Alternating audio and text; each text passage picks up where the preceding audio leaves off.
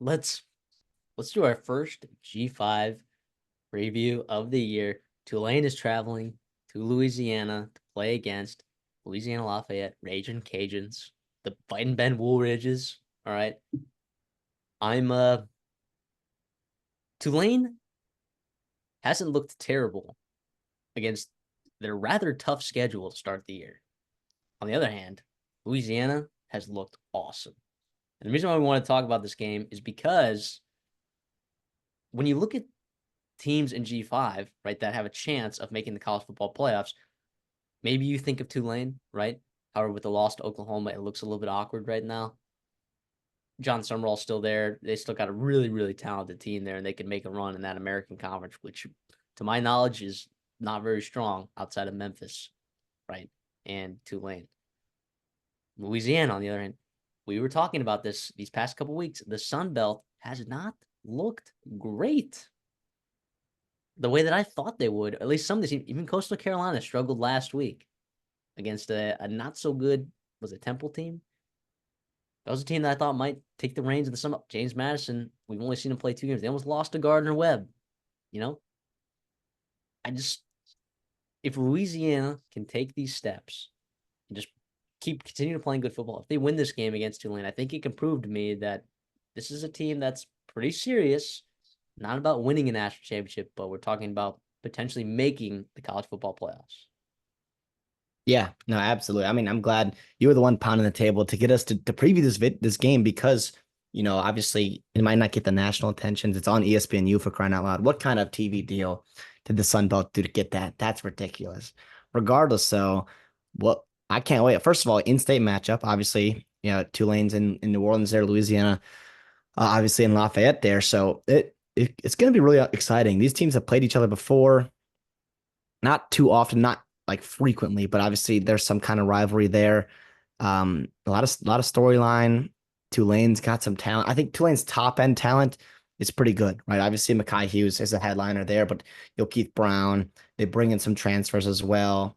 Mario Darian Williams. Mensah, Mario Williams, like those guys are good football players. Rayshon Pleasant as well on the defensive side of the football. But Louisiana, and I was a guy that in our upset picks in week 2, I was like, hey, Kennesaw State at home, big time spread. I feel like they might have a chance here. And Louisiana really, really impressed me. I mean, really impressed me. They took the bull by the horns in that game. They were up big, uh, pretty easily as well. Almost well outplayed them. It'll be interesting. This will be an interesting game. I mean, obviously Woolridge is there for Louisiana and Tulane. Yes, they haven't lost and they're 1-2 record. You're like, well, what is that really that impressive? But Kansas State, same Kansas State team that just body bagged Arizona, right? This is Oklahoma team that has a lot of talent. Obviously, offensively, it has not looked great, but again, maybe it's Tulane giving them some problems defensively. I really was going back and forth on this game. I did not feel great either way, just because everything. But I'm gonna take Tulane and I'll take them to cover, even on the road here. They just have really impressed me. And Louisiana, like you said, they've impressed me too, but they're 1 week away from me being able to really buy into them as Sun Belt and G5 contenders, where I think Tulane, Summerall, I trust that staff, I trust the talent on that team. And defense and running game can translate into the road, right? Going over to Louisiana. So yeah, give me Tulane -3.5. When we look at the stats, it looks like Tulane has trouble stopping the run. Okay, 4.5 yards per carry allowed, 166 yards per game. Um, but I don't think that's really it, right? Like Oklahoma, they shut down the run game. Oklahoma's run game against Tulane was Jackson Arnold, like on a couple Mm-hmm. explosive carries. Like that was the run game. Kansas State, I have a feeling, is going to be able to run the football against practically whoever they want to, right? So I don't take that game and use it to characterize Tulane as a team that is bad against the run. Louisiana Lafayette against Kennesaw State, we saw was really effective when they ran the football. I think that's the key to this game. If Louisiana can keep the ball out of now, Woolridge has been okay, right? But if you keep putting the ball in his hands, I don't feel like he is going to be the guy that wins this game, right? Louisiana needs to hand it off, get those running backs involved, just keep grounding and pounding it. I mean, they're averaging, let's see, 5.9 yards per carry. They've taken care of the football really well. But again, they've played Grambling and Kennesaw State, right? Before this year, neither of those teams were Division I football teams. So I'm with you. I'll take Tulane. I'll lay the 3.5. I was pretty close to actually betting this, to be honest. I think Tulane is much more talented than Louisiana. But I think it's something worth monitoring. Like, hey, if we come back to this in our recap and Louisiana wins this football game, I think we need to start looking at Louisiana a little bit differently in terms of their standings in the Sun Belt.